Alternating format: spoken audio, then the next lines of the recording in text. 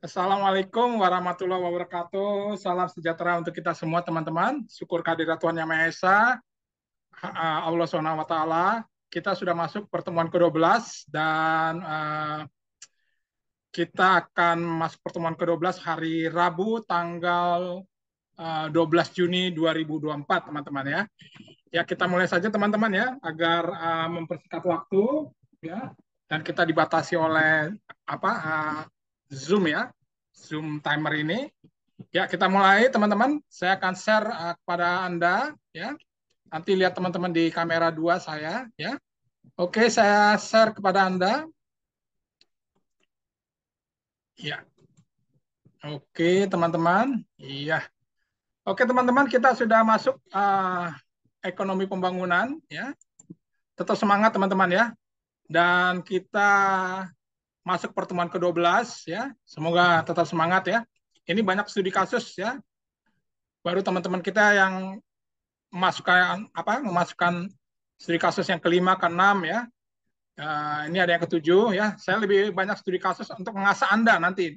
Kalau Anda ingin membuat skripsi tesis dalam bentuk kualitatif ya.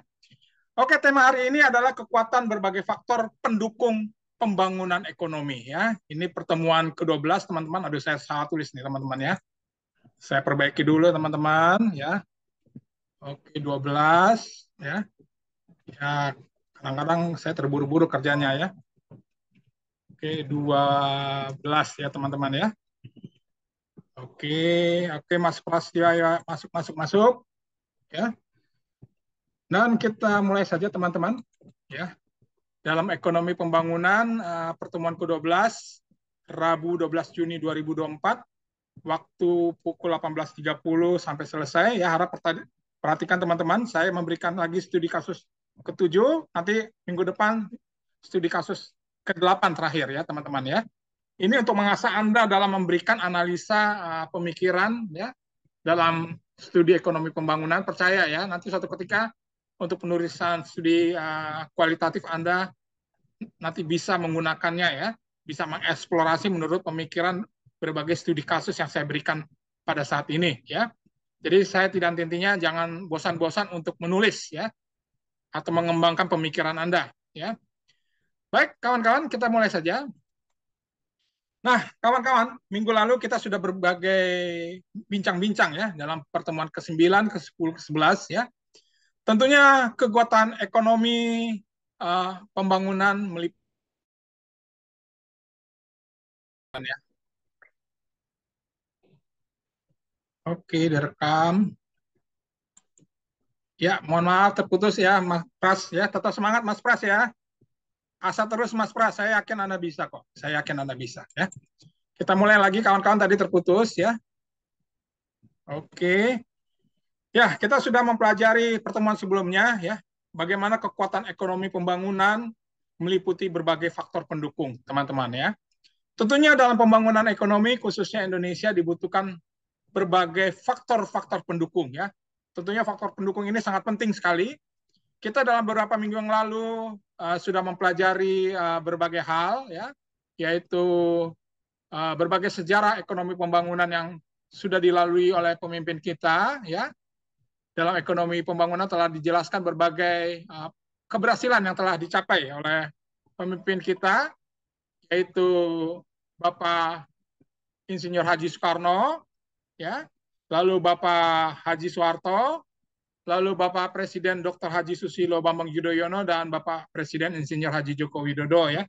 Tanpa kita tidak melupakan keberhasilan yang sudah dilakukan oleh Bapak Abdurrahman Wahid, Bapak Ibu Megawati,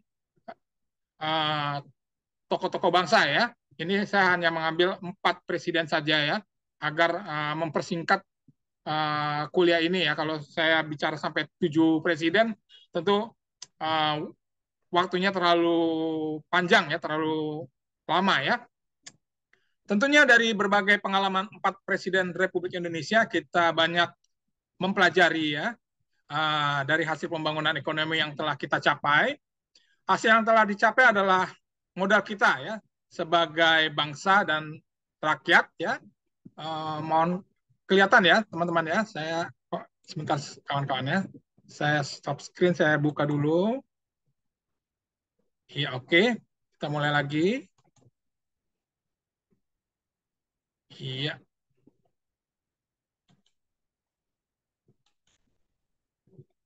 iya.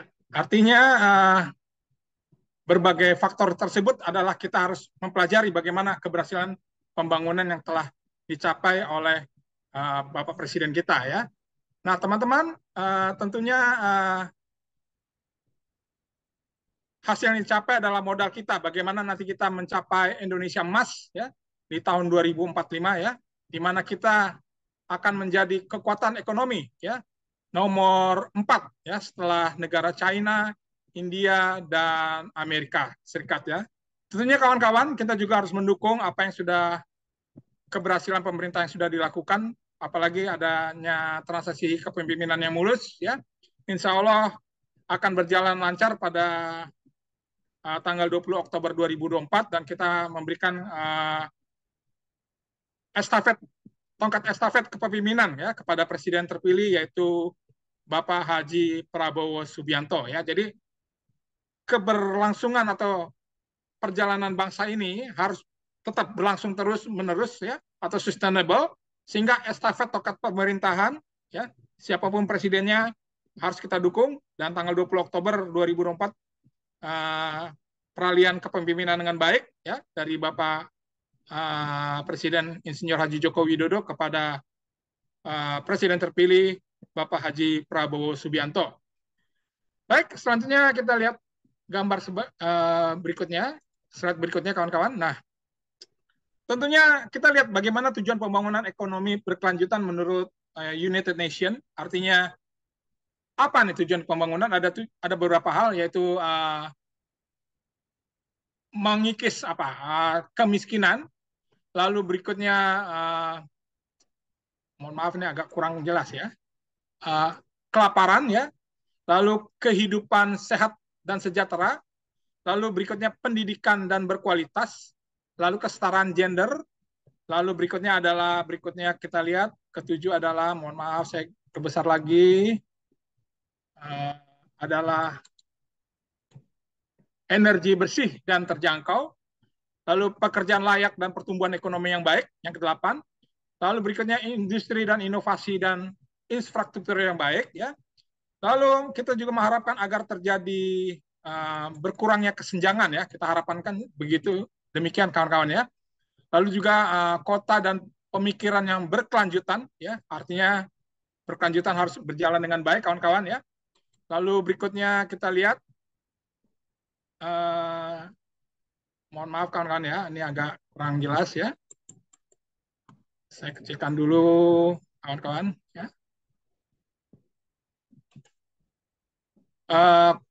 Tadi air bersih dan sanitasi yang layak yang keenam ya. Lalu kota dan pembangunan yang berkelanjutan, lalu konsumsi produksi yang bertanggung jawab.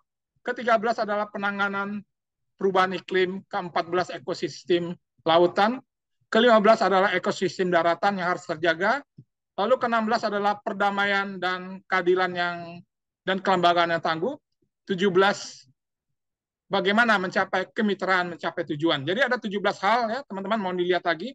Artinya ini yang dicapai, yang harus kita capai ya, sehingga ekonomi kita bisa berjalan dengan baik ya. Bukan ekonomi kita sendiri ya, tetapi negara-negara yang lainnya pun mengalami hal yang sama sehingga tujuan pembangunan dalam ekonomi bisa berkelanjutan ya kawan-kawan ya. Baik kawan-kawan, selanjutnya kita lanjutkan lagi ya. Nanti mohon dibaca ya apa tujuan pembangunan berkelanjutan. Kita perhatikan bagaimana sumber daya manusia sebagai faktor sangat penting. Tentunya kawan-kawan modal manusia ya atau human power sangat penting bagaimana untuk pertumbuhan ekonomi, kualitas ya kuantitas sumber daya manusia yang berdampak langsung pada pertumbuhan ekonomi. Tentunya diperhitungkan di suatu negara bagaimana mencapai hal ini ya. Karena itu kawan-kawan kualitas sumber daya manusia, saya selalu tekankan kualitas sumber manusia kepada kawan-kawan ya. Artinya manusia dapat diukur dari tingkat keahlian, ya, pengetahuan, knowledge, ya, orisinilitas, dan Anda harus bisa kreatif yang dimiliki serta tingkat pendidikan dan pelatihannya yang secara terus-menerus, ya, sudah pasti bahwa produk suatu negara akan memiliki kualitas tertinggi, ya.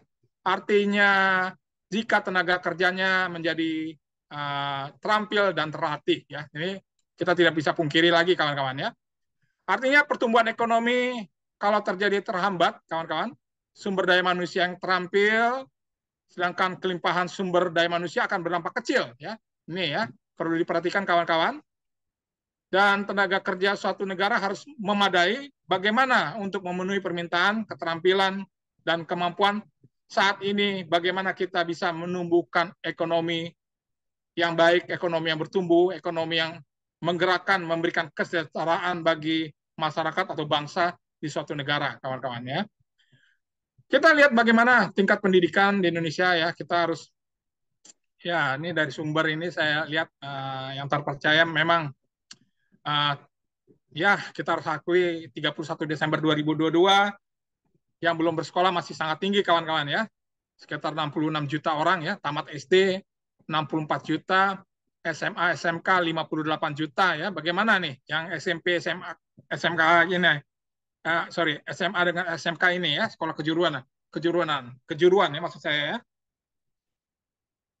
Apakah kita bisa bantu mengangkat, ya, dengan berbagai balai latihan kerja, ya. Lalu SMP 40 juta, ya, belum tamat SD adalah 30 juta sekian, S1 12 juta 442 164 orang, D3 3 juta 500 sekian orang, D1 dan D2 adalah 1 juta 115.000 orang sekian, lalu S2 magister sebesar 882 113 orang, lalu S3 sebesar 63.315 orang, ya. Ini kawan-kawan, ya.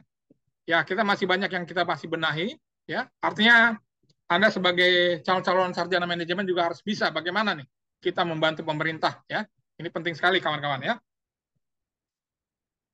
Nah, selanjutnya bagaimana kita lihat peranan pemerintah? Ya, tentunya pemerintah sudah melakukan hal yang baik, ya. Walaupun ya masih boleh kita katakan belum bisa mencapai hasil maksimal, tetapi ada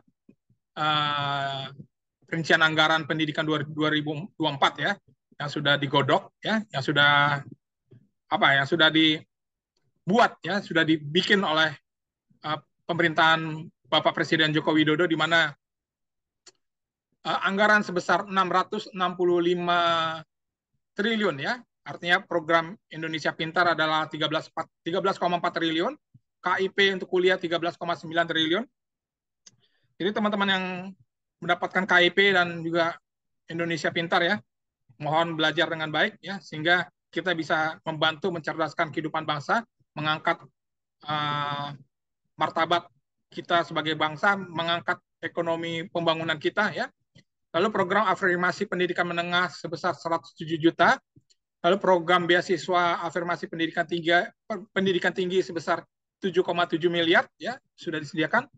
Lalu bantuan operasional BOS, ya, sebesar 59,4 triliun, ya, sudah terdiri BOS, BOP, PAUD, ya, PAUD adik-adik kita taman kanak-kanak, lalu BOP kesetaraan, ya, bisa kita lihat, ya, sebesar 5,3,8 triliun untuk BOS, BOP dan PAUD, ya, 4 triliun, BOP kesetaraan sebesar 1,6 triliun, ya.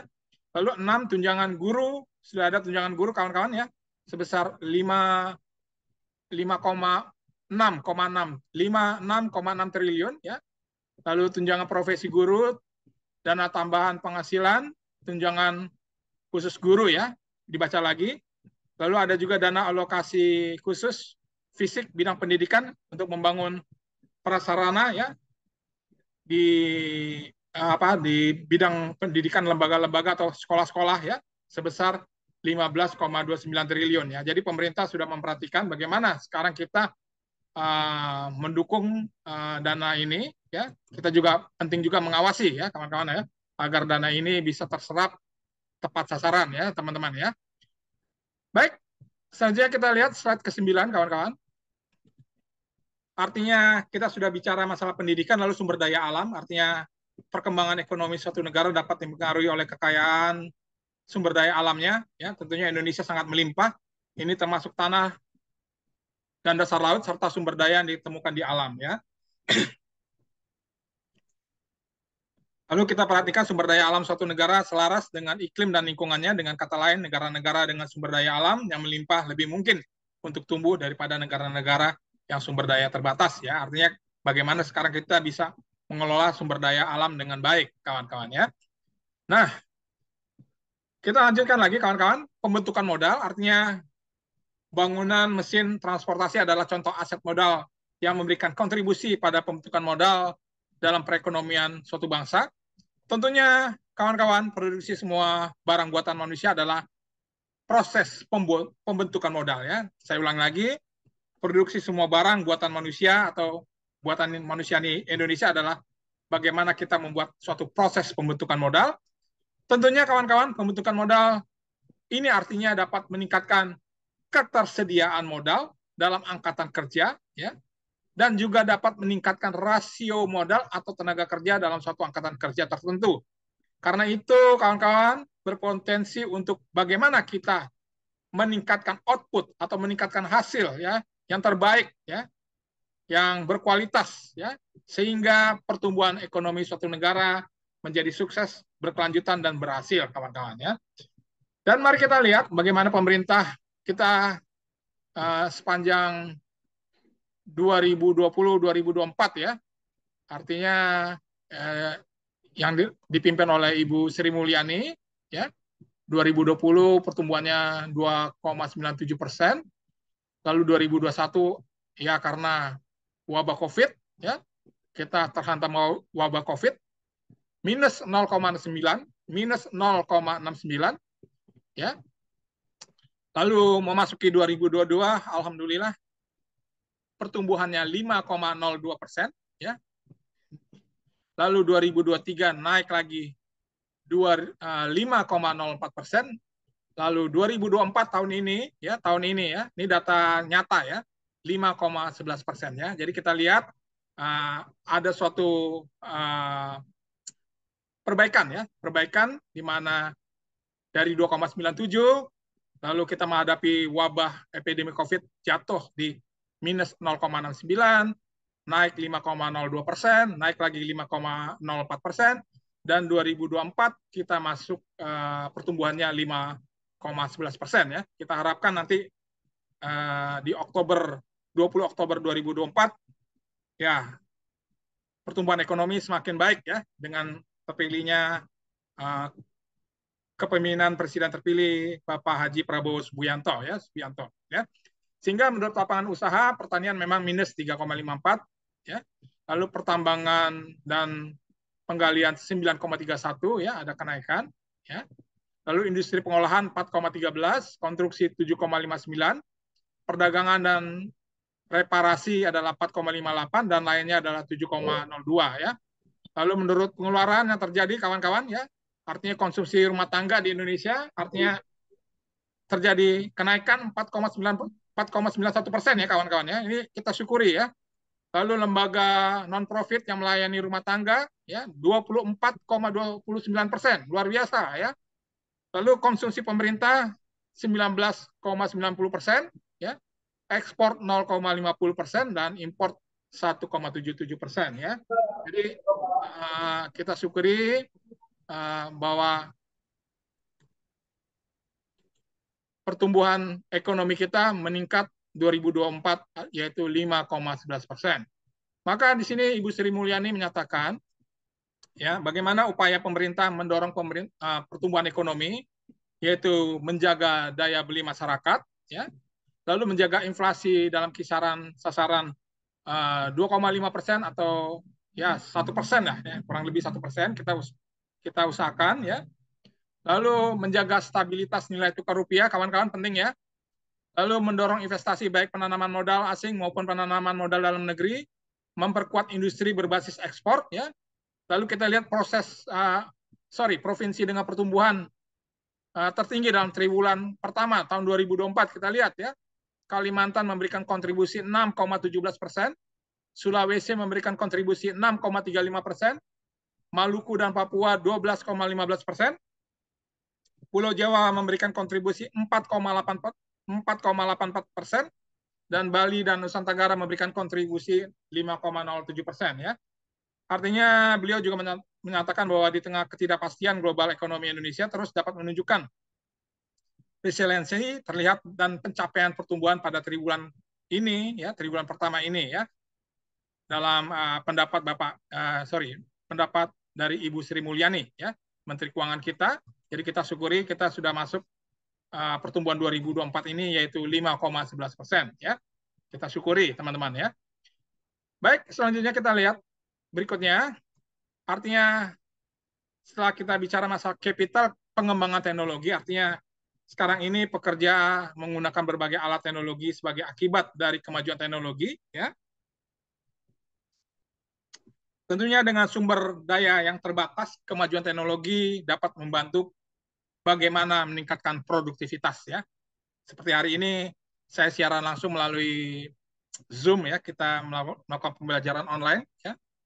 Jadi Anda bisa melihat dan juga melalui siaran YouTube ini ya. Karena penggunaan teknologi, negara-negara yang telah berkembang pesat dapat mengungguli negara-negara yang belum melakukan pengembangan teknologi ya. Tentunya membuat keputusan pengembangan teknologi yang tepat ya, yang strategi tepat dapat berdampak signifikan ya, berpengaruh sangat besar pada perkembangan ekonomi kawan-kawan ya. Jadi sekali lagi saya selalu tekankan bagaimana Anda harus bisa meningkatkan kualitas Anda dalam teknologi informasi, kualitas pekerjaan Anda, kualitas dalam bidang apapun ya, kawan-kawan ya. Baik, kita lanjutkan lagi. Ini ya, artinya kita sudah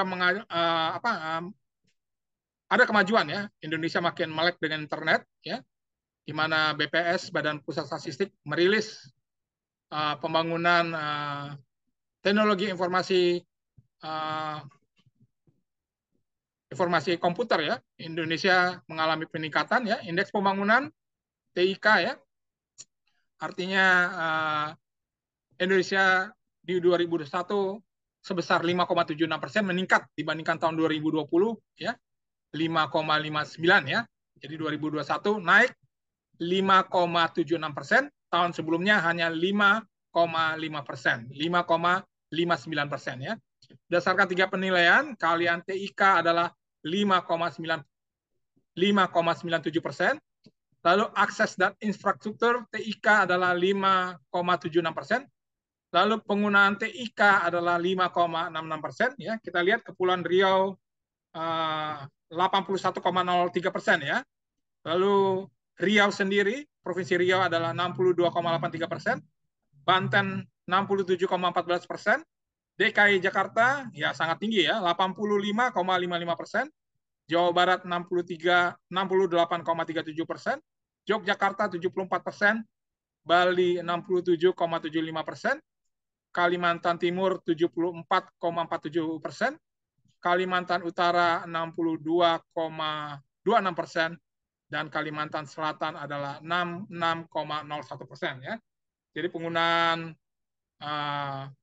TIK, kemampuan teknologi informasi, komputerisasi, Indonesia makin melek ya, atau makin terbuka, makin bisa menggunakan internet sebagai alat meningkatkan produktivitas baik dalam pekerjaan juga dalam belajar dalam bidang apapun kawan-kawan ya. Ya, kita lanjutkan lagi kawan-kawan. Sekarang kita lihat faktor sosial dan politik, artinya pertumbuhan ekonomi dapat didorong oleh faktor budaya seperti adat istiadat, tradisi, dan nilai, dan tentunya kepercayaan yang unik di setiap negara.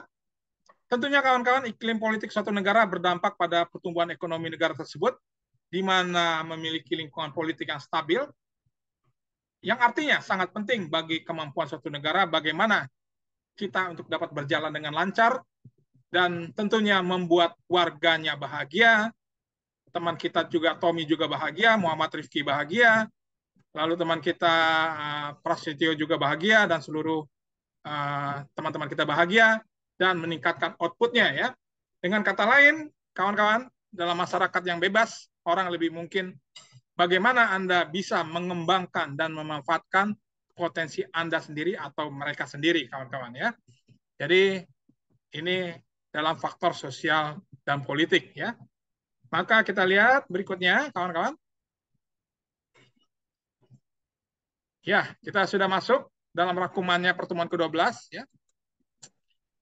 Tentunya kemajuan teknologi, endogen, aglomerasi industri, dan strategi intra-industri dalam perdagangan global semua pertimbangan penting dalam teori pertumbuhan baru yang memperhitungkan kepentingan yang lebih besar ya. Betul ya kawan-kawan ya. Tentunya beberapa saat lalu kita sudah mempelajari tentang teori geografi ekonomi baru. Melakukan hal yang sama, setiap teori ekonomi menyediakan kerangka kerja bagaimana untuk mengelola ekonomi dengan cara memaksimalkan pertumbuhan ya, sambil memperkecil ya, dampak-dampak lingkungan ya, supaya dampak lingkungannya jangan terlalu terlalu meluas kemana-mana ya, merusak ekosistem lingkungan ya. Kemarin saya bicara tentang keseimbangan industri dan keseimbangan dalam sektor pertanian ya, harus seimbang ya. Tentunya meskipun kita mungkin menyadari di masa depan bahwa sejauh ini teori pembangunan tradisional hanya mengajarkan bagaimana mengendalikan ekonomi material ya atau ekonomi modal dan fokusnya hanya pencapaian pertumbuhan ekonomi dan mendistribusikan ekonomi kepada semua orang, kita masih memiliki beberapa jalan atau strategi untuk melalui agar Indonesia tahun 2045 menuju Indonesia emas ya. Ya, Indonesia emas 2045 di mana kita akan menjadi negara kekuatan nomor 4 ya setelah China, India, Amerika, dan Indonesia ya. Ini tentunya kita harapkan demikian teman-teman ya, menjadi negara ekonomi kuat ya, strong economy ya. Ya. Tentunya kawan-kawan, setiap persaingan sumber daya manusia dalam global internasional dan pembangunan ekonomi di Indonesia ya, ini kita tidak bisa hindari lagi kawan-kawan ya. Artinya saya harus bilang kepada kawan-kawan ya, Anda harus siap ya. Anda harus siap ya. Saya bicara real nyata ya. Sehingga harap diingat teman-teman, Anda sebagai generasi muda atau mungkin dibilang Gen Z ya, bagaimana untuk meneruskan estafet kepemimpinan dan pembangunan ekonomi yang berkelanjutan, sustainable, maka sebagai bagian dari pengembangan sumber daya manusia perlu memiliki, sekali lagi ya, ini berkali-kali saya katakan bagaimana sumber daya manusia perlu memiliki kemampuan keterampilan yang sangat luar biasa ya, dan juga mempunyai pengetahuan yang luar biasa dengan teknis yang canggih ya. Dan Anda harus siap dapat bersaing dengan pesaing SDM negara-negara lainnya, khususnya wilayah ASEAN ya. Wilayah ASEAN yang dimana sekarang masyarakat ekonomi ASEAN sudah terbuka ya. Artinya Anda harus siap menghadapi ya berbagai sarjana-sarjana dari luar negeri di ASEAN atau Asia, dan juga Anda harus siap bersaing dalam pengetahuan ilmu STEM. Ya, STEM ini science, technology, engineering, mathematics ya. Anda harus siap ya. Atau dalam bidang komputerisasi internasional, komputerisasi informatika juga harus siap ya dengan negara-negara dunia lainnya ya. Iya. Selanjutnya kawan-kawan kita lanjutkan lagi. Ya, ini kita sudah masuk studi kasus ke-7 kawan-kawan. Ya. Kemarin ke-5 sudah ada yang kirim, ke-6 baru siapa nih? Teman kita Bang Tommy ya. Bang Tommy sudah mengirimkan ya. Studi kasus ke-7 berbicara ya, pada minggu lalu pertemuan ke-10 kita membahas kebijakan pembangunan sukses dan berhasil ya. Tentunya saya ingin menanyakan dalam studi kasus ini 7A, jelaskan dengan argumen pendapat Anda apa yang disebut pembangunan ekonomi berhasil dan berkelanjutannya. Ya, jelaskan argumen pendapat Anda apa yang disebut pembangunan ekonomi berhasil dan berkelanjutannya. Mohon diberikan pendapat Anda yang berkualitas. Jelaskan dengan terperinci dan mantap, kawan-kawan ya. 7B, kita lihat dalam pembahasan minggu lalu pertumbuhan ekonomi Indonesia triwulan ke-1 tahun 2024 ada 6 wilayah Indonesia ya, yang memberikan kontribusi luar biasa. Ya. Kontribusi luar biasa. Di sini juga ada ya. Tadi ada profesi apa ya? Tadi saya lupa ya. Ya, kontribusi yang luar biasa dalam ekonomi ya. Nanti mau dilihat lagi kawan-kawan. Ini kontribusi internet ya. Ada kontribusi minggu lalu mungkin ya kawan-kawan ya, yang memberikan kontribusi yang luar biasa. Mohon diperhatikan kawan-kawan. Ada 6 wilayah Indonesia memberikan kontribusi luar biasa. Jelaskan secara mendetail, lengkap, dan jawabannya harus profesional, berkualitas, sehingga Anda diharapkan sebagai ahli dalam memberikan nasihat atau ahli dalam bidang ekonomi pembangunan ya. Jadi mohon teman-teman jangan lupa ya, studi kasus ke-6 mohon dikirimkan, studi kasus ke-5 juga dikirimkan ya. Baru beberapa teman-teman yang kirimkan ya. Lalu berikutnya kita lihat. Iya ya, oke ya. Dulu Om. Mohon di-mute kawan-kawan siapa nih ya. Oke ya. Harap diperhatikan ya, kumpulkan lewat email tepat waktu nanti ya saat UAS ya pukul 24.00 ya. Ini sudah pertemuan ke-12, tinggal 13, 14, 15 ya. Lalu minggu tenang ya. Waktu berjalan terus teman-teman ya. Pukul 24 tugas saya tutup ya, tidak ada perpanjangan ya. Saya masih perhatikan masih banyak yang copy paste dari universitas lain atau lembaga lain ya, sehingga saya harus melarang tegas perbuatan tersebut ya. Mohon Anda berkreasi dengan pendapat pemikiran Anda ya. Sehingga selanjutnya tugas studi kasus kirimkan ke email yang telah ditentukan ya, kawan-kawan ya. Saya nggak usah beritahukan lagi, emailnya lewat deskripsi di WA Group ya. Kerjakan dengan baik dan saya harapkan tidak asbun dan kalau asbun dan tidak berkualitas, saya berhak menegur Anda ya. Ya, akhirnya salam sukses kita semua. Ya, mari kita berikan yang prestasi terbaik untuk bangsa Indonesia ya. Dan akhir kata saya ucapkan semoga Tuhan Yang Maha Esa memberkati langkah masa depan gemilang Anda dan kita semua keluarga besar STIGI Jakarta ya. Baik, jangan lupa teman-teman, saya kembali ingatkan lagi, ya, ini tugas ke-7, ya. Minggu depan tugas studi kasus ke-8 ya, ke-8 terakhir ya. Oke ya. Jangan lupa apa yang Anda harus siap dalam persaingan ekonomi ini, ya. Lalu apa yang sudah dilakukan oleh pemerintah, ya, ya perlu kita dukung kawan-kawan. Lalu pertumbuhan ekonomi Indonesia tahun 2024 sangat baik, ya, 5,11%. Memang dalam pendidikan kita masih kurang kawan-kawan ya. Mohon kawan-kawan juga memikirkan, memberikan saran-saran strategi ya kepada pemerintah yang baru ya. Strategi yang baik ya, bukan Anda mengkritiki suatu hal yang buang-buang waktu ya, tidak memberikan saran-saran yang membangun ya. Pemerintah sudah memberikan dukungan pemerintah dalam sektor pendidikan sebesar 665 triliun rupiah ya. Demikian teman-teman ya. Semoga kita sukses semua ya. Dan terima kasih. Oke, kita sudah lebih dari 35 menit. Saya akan stop share. Mohon open kamera kawan-kawan biar saya screenshot ya. Iya, oke. Mohon open kamera ya. Bang Tommy, idenya sih bagus ya. Bikin skripsinya.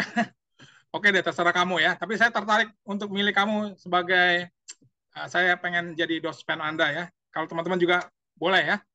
Bikin penulisan yang sangat baik ya. Oke, hari ini Bang Tommy, terima kasih. Bang Niko sudah masuk ini ya. Tetap semangat ya, selesaikan skripsinya. Bang Prastio Rahardi, Bang Muhammad Firdaus, hati-hati. Bro, di jalan bro, hati-hati bro. Lalu Bang Muhammad Rifki di perusahaan perbankan internasional, tetap semangat Bang. Ya. Lalu Bang Rory juga hati-hati di jalan Bang Rory. Dan Rian Santia di kantornya ya. Akhirul kata saya ucapkan wabillahi wa taufiq hidayah. Wassalamualaikum warahmatullahi wabarakatuh. Salam sejahtera dan salam sukses untuk kita semua. Sampai jumpa minggu depan teman-teman. Terima kasih teman-teman. Oke, terima kasih ya. Hati-hati Bang Firdaus. Bang Tommy, Mas Prasetyo, kawan-kawan ya. Terima kasih. Saya end dulu ya. Terima kasih. Salam sukses untuk kita semua. Terima kasih. Terima kasih.